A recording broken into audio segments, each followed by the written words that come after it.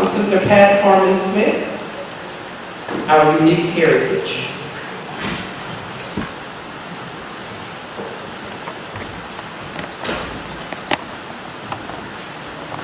Praise the Lord. We do have a unique heritage. And we're not just, when we say black, there's more to being black than just being black. We're just not straight black like that. Our heritage is truly unique if we take the time and look. What does the Bible say about racism or prejudice and discrimination? The first thing to understand in it is that there's only one race, the human race. Caucasians, Africans, Asians, Indians, Arabs, and Jews are not different races. They're just different ethnicities of the human race. All human beings have the same physical characteristics with some minor variations. Most importantly, all of us are created in the image and likeness of God. For God so loved the world that he sent Jesus to lay down his life for us. The world obviously includes all ethnic groups.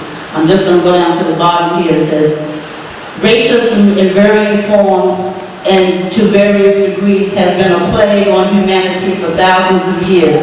Brothers and sisters of all ethnicities, this should not be. Victims of racism, prejudice, and discrimination, we need to forgive. Be kind and compassionate to one another, forgiving each other, just as in Christ God forgave you. Present yourselves to God as being alive from the dead, and your members as instruments of righteousness. There's neither Jew nor Greek, slave nor free, male nor female. All of you are one in Christ Jesus.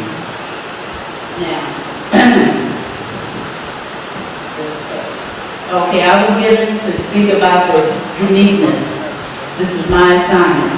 First of all, the word means being the only one of its kind and very unusual. All of us sitting here tonight are in that category. Some of us know our history, some of us just believe what we've been told. As for myself, I never could understand why my identification kept changing every couple of years. One time I was colored, next we didn't dare call anybody black, then we were Negroes and then black Negroes. All of it got to be very confusing. If we look at our real history, we will see a truly unique group of people. I want to give you a little rundown on how who we are has been generally computed. To be considered black in the United States, not even half of one's ancestry must be African black. In the South, it became known as the one-drop rule, meaning that a single drop of black blood makes a person black.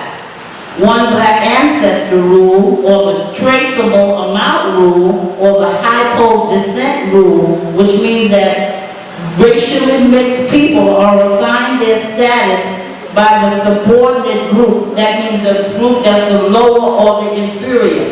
So if you're black and Italian and Chinese, since the black is considered to be the lowest, you're called black. That's how they figure it out. These definitions emerged from the American South to become the nation's definitions generally accepted by whites and blacks. Black people had no other choice. Let us not be confused by terminology. The term black rapidly replaced the word Negro in general usage in the U.S. as the Black Power movement rapidly peaked at the end of the 60s. We must also pay attention to the terms mulatto and colored, which originally meant the offspring of a pure African Negro and a pure white. It also included a mixture of whites and so-called mixed Negroes. By the way, Frederick Douglass and Booker T. Washington had slave mothers and white fathers and were considered mulattoes. Douglass was also part Indian. By the way, the term Negro is of historical content and really means anybody with any black descendant from an African population. Not only does the one-drop rule apply to no other group than American blacks, but it's only found in the United States. A definition of who is black varies from country to country. Let's speak about passing for white. This really has to do with the features, and during the